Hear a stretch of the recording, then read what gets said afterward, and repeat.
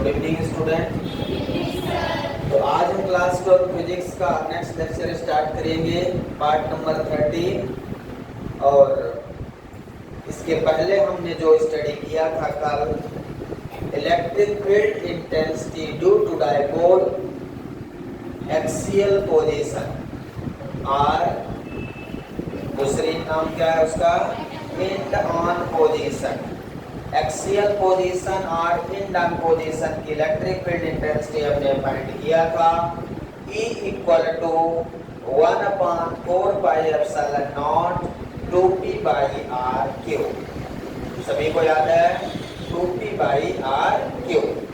इसमें किसी को कोई डाउट है प्रूव करने में, प्रॉब्लम है तो पूछ सकते हैं, ठीक है। तो हमने जो इलेक्ट्रिक फील्ड इंटेंसिटी निकाली थी वो along the axis of dipole निकाला था, इसीलिए हम उसे एक्सियल पोजीशन कहते हैं। एक्सिस में, along the axis। आज जो हम इलेक्ट्रिक फील्ड इंटेंसिटी निकालेंगे वो कोएक्सियल पोजीशन होगी, मतलब perpendicular to the dipole axis होगी, ठीक है ना। तो सबसे पहले हेडिंग लगाएंगे और फिर एक्सप्रेशन को डिराइव करेंगे। काफ़ी इम्पोर्टेंट एक्सप्रेशन है, थोड़ा सा दिमाग का यूज करना पड़ेगा। यदि दिमाग का यूज नहीं किया तो ये एक्सप्रेशन नहीं बनेगा। एक्सियल और कोएक्सियल आपको लगाना है, घर में भी एक बार लगाना है, क्योंकि इसे हम पूरी फिजिक्स में 6 बार पढ़ते हैं। तो अभी इलेक्ट्रिक फील्ड फाइंड कर रहे हैं, फिर इलेक्ट्रिक पोटेंशियल फाइंड करेंगे ड्यू टू डायपोल, फिर मैग्नेटिक फील्ड फाइंड करेंगे ड्यू टू डायपोल। इस तरह से 2-2 बार पढ़ के 6 बार पढ़ लेते हैं। Electric field, electric potential, magnetic field due to dipole रहेगा। तो सेम एक्सप्रेशन, सेम कॉन्सेप्ट रहेगा, सिंबल बदल जाएंगे, बाकी कॉन्सेप्ट वही रहेगा। इसलिए यदि आपको मेथड आती है तो ये 6 के 6 आपसे बनने लगेंगे। क्लियर है? तो मेथड पे फोकस करिए, एक्सप्रेशन पे फोकस करिए, बाकी सब कुछ बनने लगेगा। आप रट नहीं सकते फिजिक्स, याद रखिए। आप चीज़ों को समझ के आप करिए, इससे फिजिक्स बनने लगे। फिजिक्स इतना आसान नहीं जितना समझते हैं। सबसे कठिन सब्जेक्टों में फिजिक्स ही है, लेकिन उसे अच्छे से समझा जाए तो इजी भी हो जाता है। आइए सेकंड नंबर मेथड लगाएं, हेडिंग कोएक्सियल पोजीशन, और दूसरा नाम है इसका broad side on position. Broad side on position और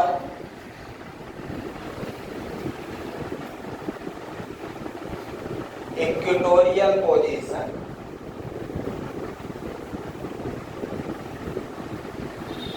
किसी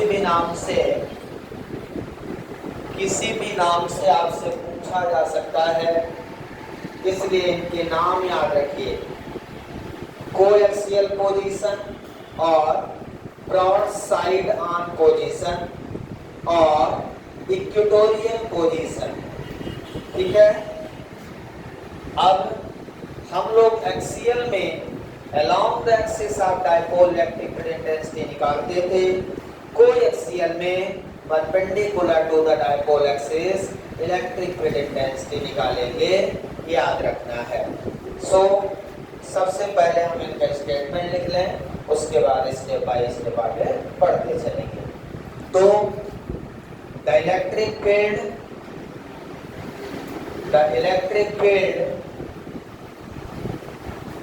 intensity, the electric field intensity to be determined, the electric field intensity to be determined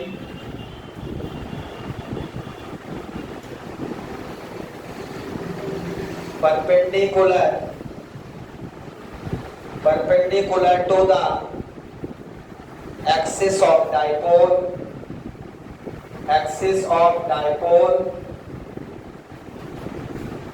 at any point, मैं P ले लेता हूँ, at any point P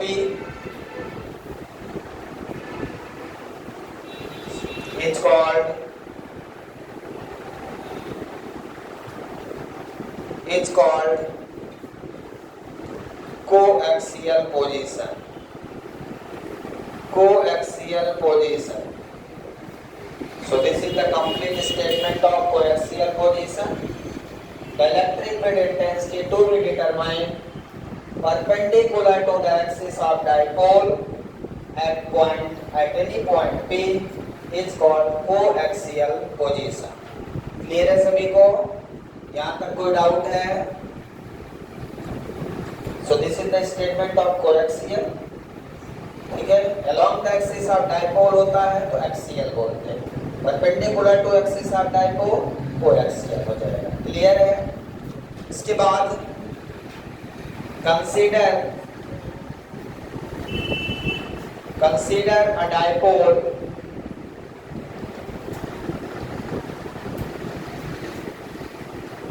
of charges minus q and plus q placed at point A and B with dipole length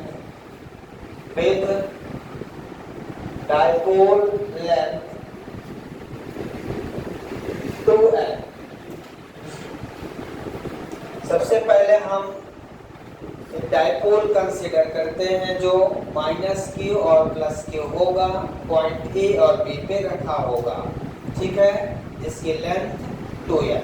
यहाँ तक किसी को doubt है? Dipole length कितनी है? 2l.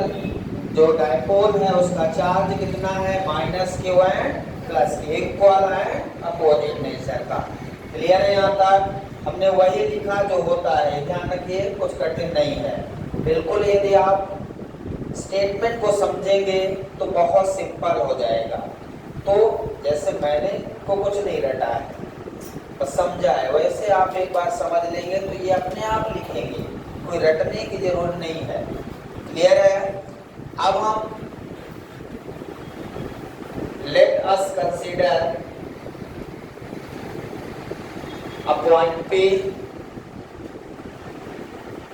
Let us consider a point P on the perpendicular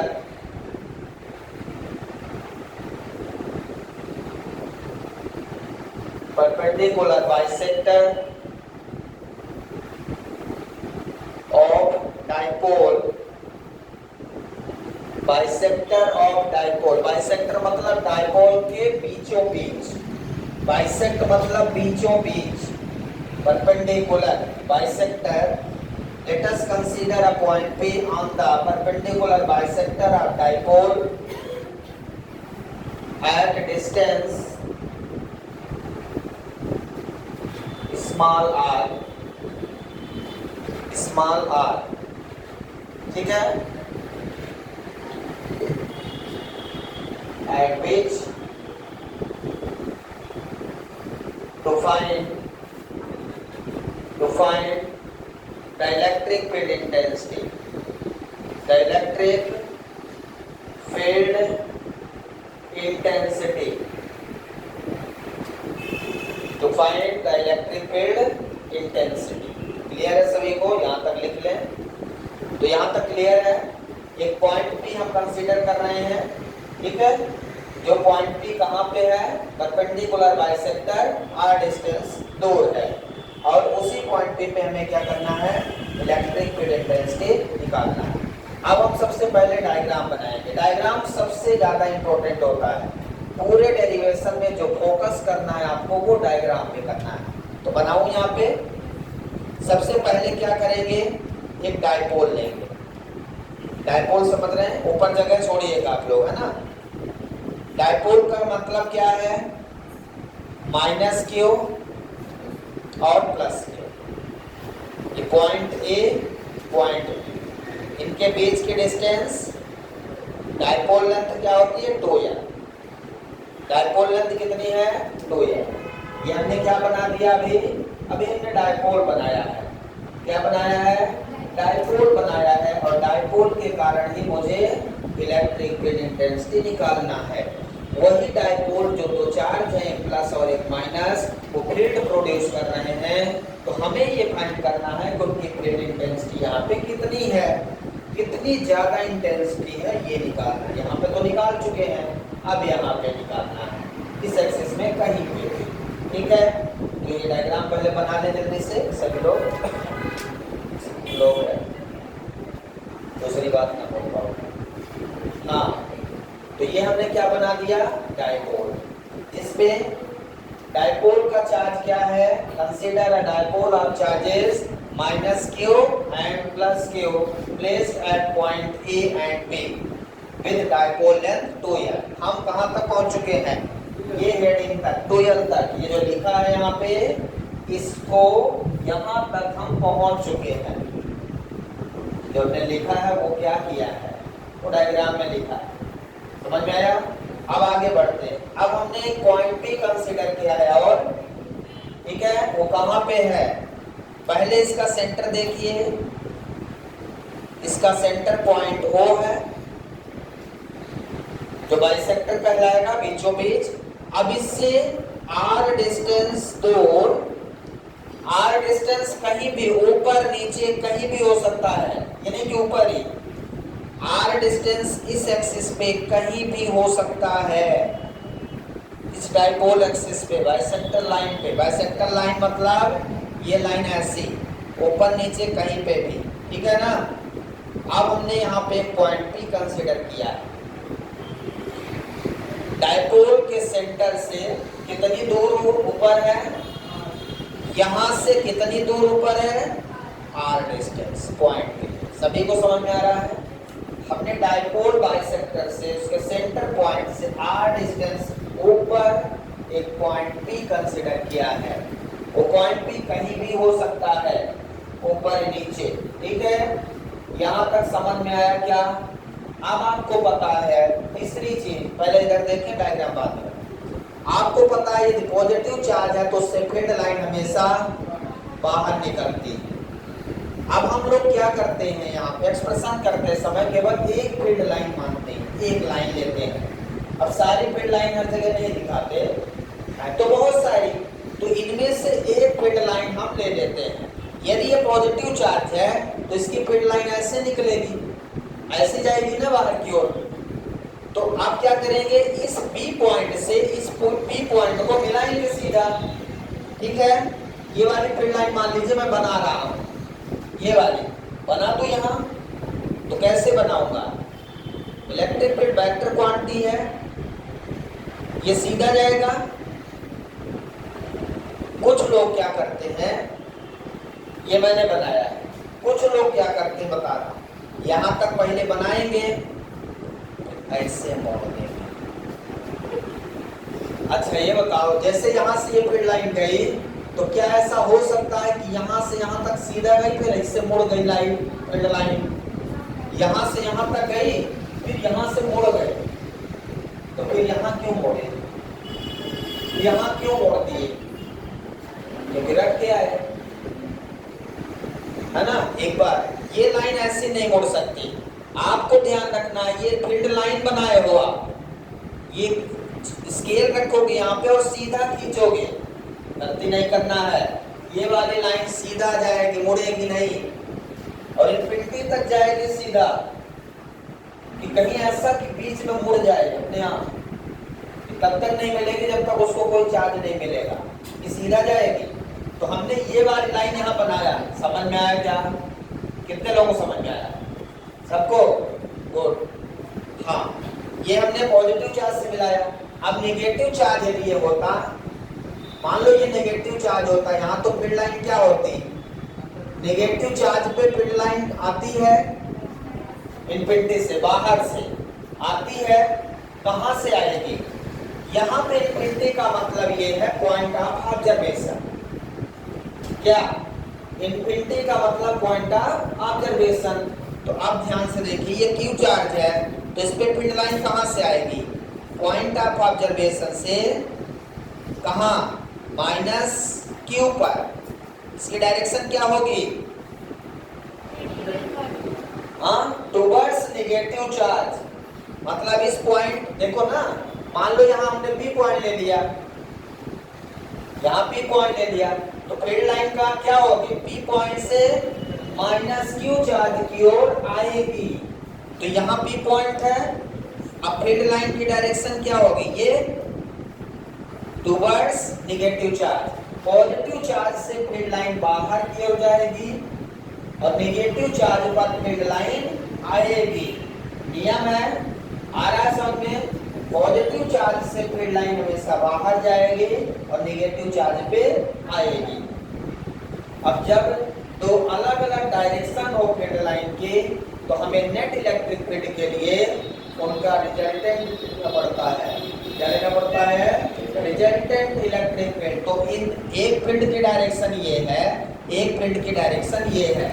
आपने physics में 11th में पढ़ा था, यदि यहाँ पे x है, ये y है, तो इसका रिजल्टेंट ये लिखते हैं हम लोग, लिखते हैं कि नहीं। तो ये क्या हो जाता है, under root x square plus y square. यदि ये 90 है, 90 नहीं है तो x square plus y square plus 2ab cos theta, 2xy cos theta. अब देखिए इसका रिजल्टेंट ये होगा, बीचों बीच ये क्या है, नेट इलेक्ट्रिक फील्ड। ई क्या है, net electric field. Plus Q के कारण जो फील्ड है उसको मैं E1 लिख देता हूँ, माइनस क्यू के कारण जो फील्ड है उसको E2 लिख देता हूँ। E1 और E2 किसी एंगल पे है तो उनका रिजल्टेंट E होगा, ठीक है। अब मान लो यहाँ से एंगल थीटा है ये, तो ये एंगल थीटा हो जाएगा और ये भी एंगल क्या होगा, थीटा हो जाएगा। मतलब यदि ये एंगल थीटा है तो ये भी थीटा हो जाएगा, और ये भी थीटा है तो ये भी थीटा हो जाएगा, ये भी थीटा, ये भी थीटा, ठीक है। तो ये भी थीटा और थीटा। E1 और E2 के बीच कितना एंगल हो जाएगा, बोलिए, E1 और E2 के बीच थीटा प्लस थीटा 2 थीटा हो जाएगा। मतलब E1 और E2 के बीच बना हुआ एंगल 2 थीटा हो जाएगा। ये डायग्राम समझ में आया क्या? तो पहले डायग्राम बना ले, उसके बाद आगे बढ़ते हैं।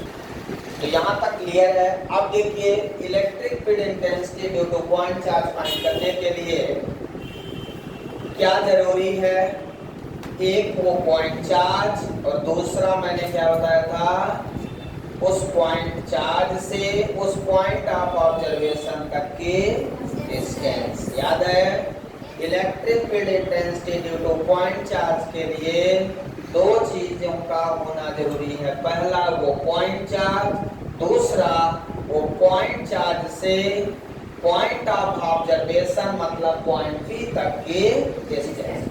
हमने एक्सियल में निकाला था r प्लस एल और r माइनस एल। यहाँ क्या होगी डिस्टेंस, ये टोटल डाइपोल लेंथ कितनी है, 2l। तो सेंटर से कितनी हो जाएगी, l और l हाफ हो जाएगा। क्लियर है सभी को? अब ध्यान से देखिए, यदि ये थीटा है तो ये परपेंडिकुलर है, ये बेस है और ये हाइपोटेनस है। इसी तरह ये एंगल थीटा है तो ये परपेंडिकुलर है, ये बेस है, ये हाइपोटेनस है, ठीक है। इस एंगल का, इस ट्रायंगल का बेस L है, परपेंडिकुलर R है। इस ट्रायंगल का बेस L है, परपेंडिकुलर R है। दोनों का सेम है, मतलब दोनों का हाइपोटेनस सेम होगा। और आपको बेस पता हो, परपेंडिकुलर पता हो, तो हाइपोटेनस कैसे निकालते हैं, पाइथागोरस थ्योरम से। याद कर लीजिए जिनको ना याद हो।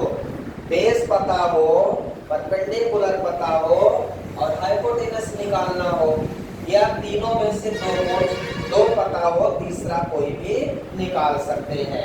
तो हाइपोटेनस इक्वल टू क्या होता है, अंडर रूट बेस का स्क्वायर प्लस परपेंडिकुलर का स्क्वायर, या परपेंडिकुलर का स्क्वायर प्लस बेस का square, r square plus l square. Clear है? सिमिलरली ये भी होगा r square plus l square. दोनों की डिस्टेंस आपको पता चल गया। मतलब AP equal to BP equal to under root r square plus ये डिस्टेंस आपको पता चल गई क्या? सभी को क्लियर है? AP equal to BP equal to under root R square plus L square. यहाँ तक कोई डाउट है किसी को?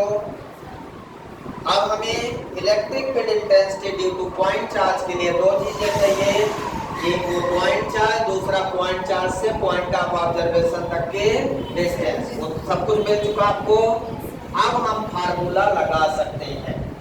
जब तक हमें ये चीजें ना मिले तब तक हम फार्मूला नहीं लगा सकते। कहने का मतलब अब आपको सारी चीजें मिल चुकी हैं। अब हम यहाँ पे इलेक्ट्रिक फील्ड इंटेंसिटी निकालने जा रहे हैं। यहाँ तक कोई डाउट है तो पूछ सकते हैं, ठीक है? तो हम सबसे पहले क्या लिखेंगे बोलिए, क्या लिखेंगे? Electric field intensity, electric field intensity at point P due to plus Q point charge. Point charge ध्यान रखिए, पॉइंट चार्ज लिखना पड़ेगा। Electric field intensity due to plus Q point charge. Clear है सभी को? क्या लिखेंगे? E1 equal to 1/4 pi epsilon naught Q by BP square. Direction क्या लेंगे? Along BP vector. Direction plus Q की क्या है?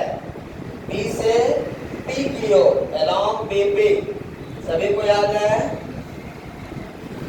BP E1 equal to 1/4 pi epsilon naught. BP कितना है? Under root R square plus L square, और इसका square करेंगे तो क्योंकि BP का स्क्वायर करना है तो रूट कैंसिल हो जाएगा। क्या बचेगा? R square plus L square, root cancel हो गया। और यहाँ पे लिखेंगे अलोंग BP वेक्टर।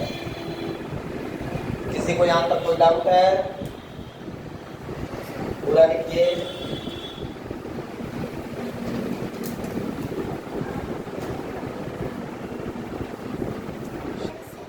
सिमिलरली देखिए,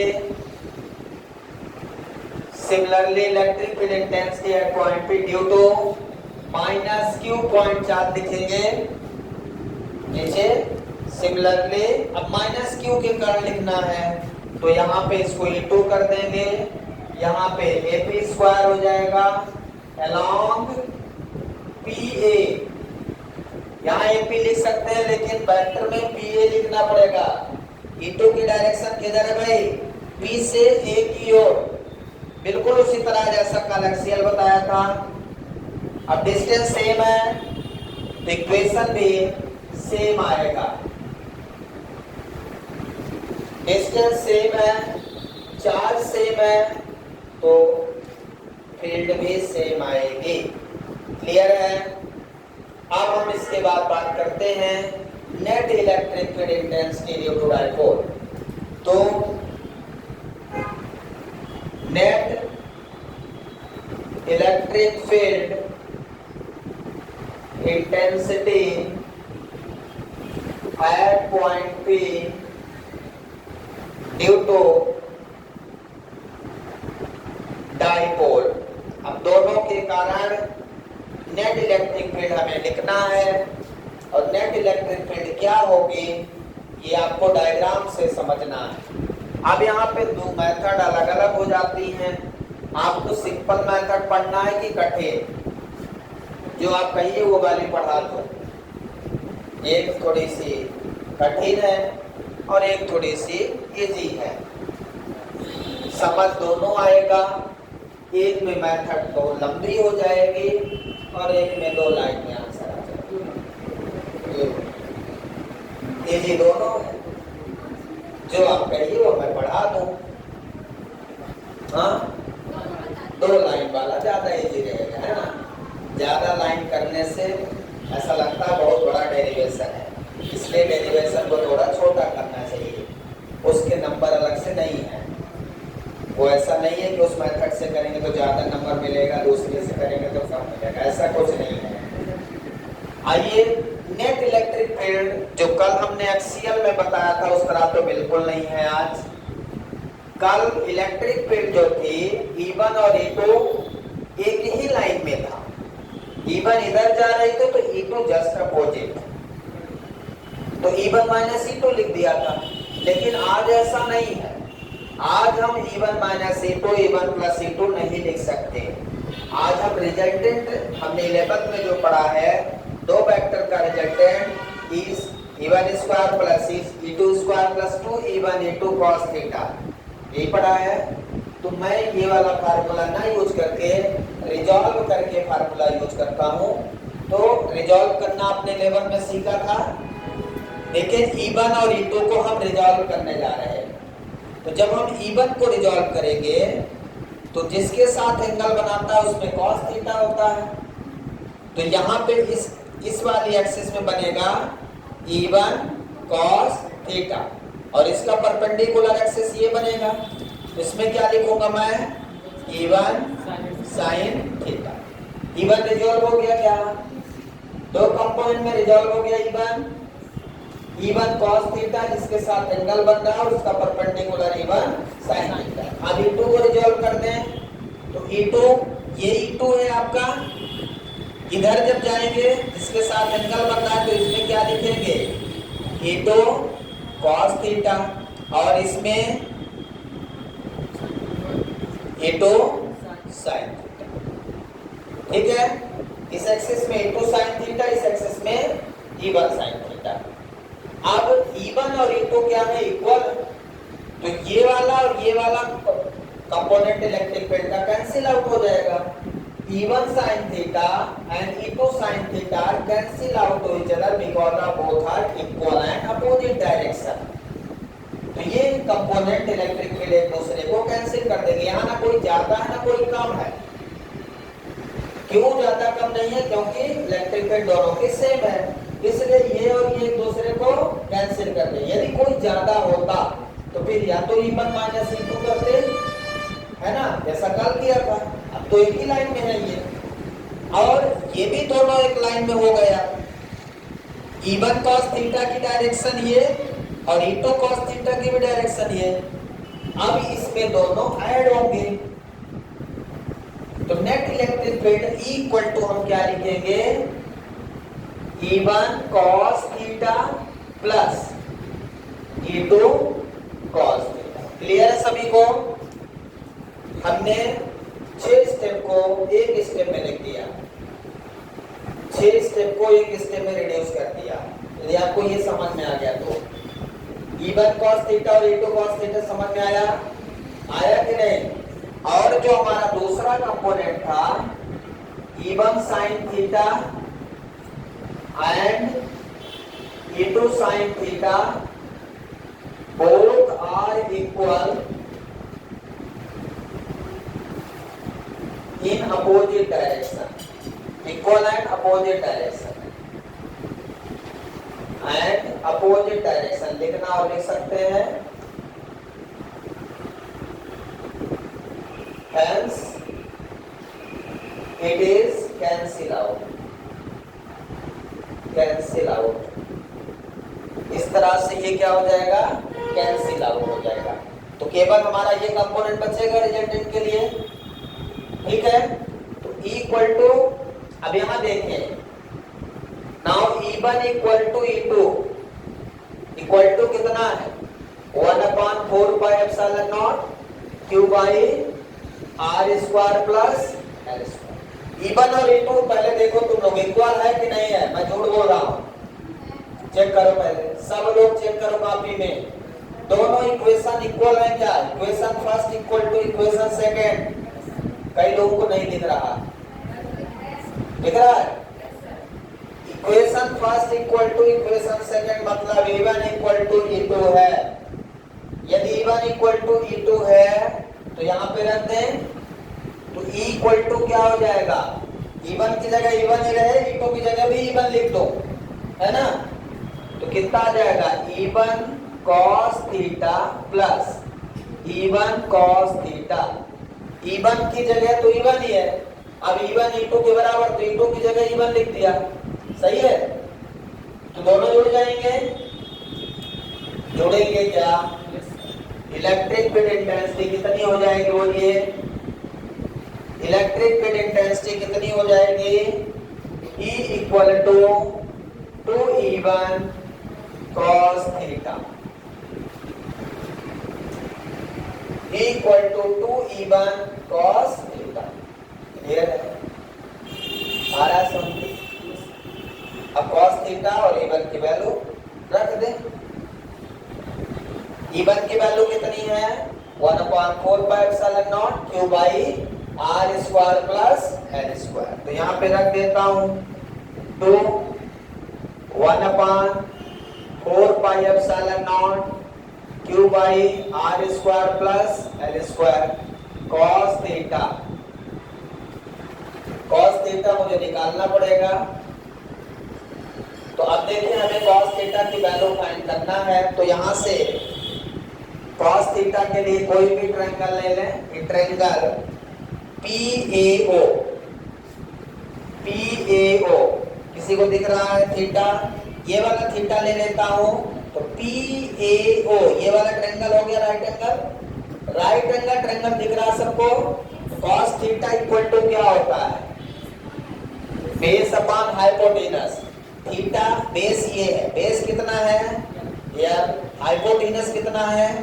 under root R square plus L square. तो L upon under root R square plus L square. cos theta सभी को मिला, मिल गया क्या? cos थीटा समझ में आया?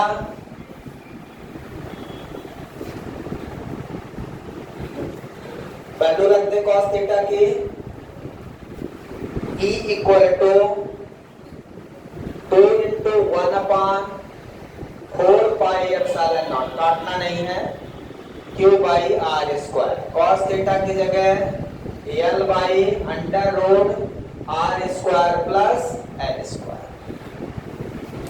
ठीक है, cos थीटा की जगह पे cos थीटा की वैल्यू रख दिया हमने।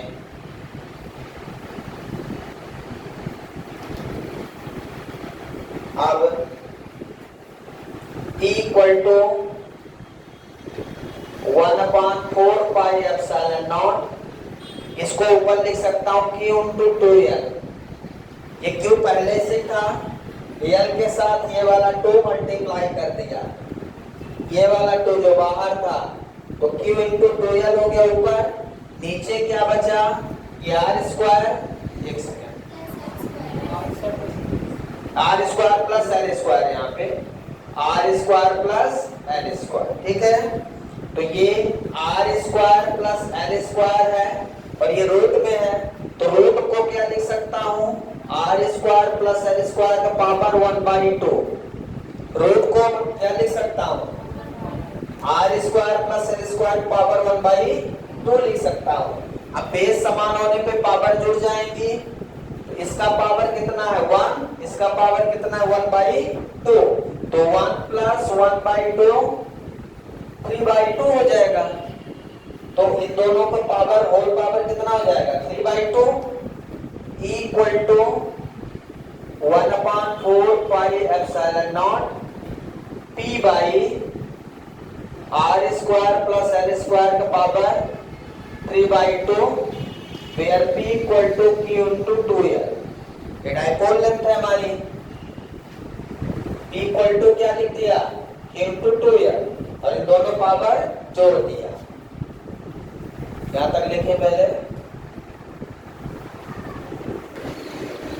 अब इसके बाद यहां कंडीशन लगाना है आपको, एक R very very greater than L। जो L है वो क्या है? L क्या है? Dipole length. डाइपोल लेंथ तो ऐसे भी बहुत छोटी होती है, 2L बहुत छोटा है, तो L और छोटा हो गया। तो R के कंपेयर में L बहुत छोटा है, मतलब L इतना इतना छोटा है कि वो 0 के लगभग बराबर है, तो यहाँ L की जगह 0 रख देंगे। L की जगह क्या करेंगे? 0 रखेंगे, तो E इक्वल टू कितना बचेगा? 1/4 pi epsilon naught P by R square का पावर 3/2। इस 2 से 2 कट जाएगा, 2 से 2 कटेगा तो कितना बचेगा? 1/4 pi epsilon naught P by R cube. So this is the final expression for electric field intensity due to dipole by coaxial position method. Clear है यहाँ तक? किसी को डाउट है?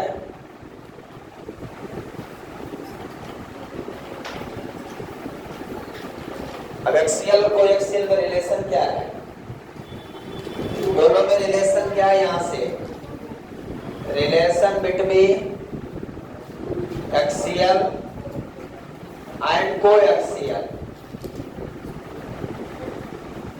तो यहां से रिलेशन निकाल सकते हैं। एक्सियल का हम लोग क्या लिखते हैं? 1/4 pi epsilon naught 2p by R cube, ये एक्सियल का है, ठीक है। और कोएक्सियल इसी से लिख देता हूं 1/4 pi epsilon naught P by R cube, ये कोएक्सियल का है। दिख रहा है दोनों? कोएक्सियल अभी प्रूव किया, इसमें 2 का मल्टीप्लाई करते हैं, कितने का? मल्टीप्लाई बाई 2 बोथ साइड, तो क्या बन जाएगा? 2EC equal to 1/4 pi epsilon naught 2p by R cube. ये क्या हो गया? कोएक्सियल का फॉर्मूला एक्सियल का हो गया, which is equal to EA, हो गया कि नहीं? मतलब आपका रिलेशन क्या निकला? क्या रिलेशन निकला? 2EC इक्वल टू EA, मतलब axial equal to twice of coaxial. तो इलेक्ट्रिक फील्ड इंटेंसिटी एक्सियल में ज्यादा होती है कि कोएक्सियल में? एक्सियल में कोएक्सियल का डबल होती है, मतलब along the axis of dipole ज्यादा इलेक्ट्रिक फील्ड होगी, परपेंडिकुलर में कम होगी। या coaxial equal to axial by half 1/2, दोनों रिलेशन याद रखना है। ऑब्जेक्टिव में यही रिलेशन पूछा जाता है, इसलिए इसे याद रखिए। Thank you, have a nice day.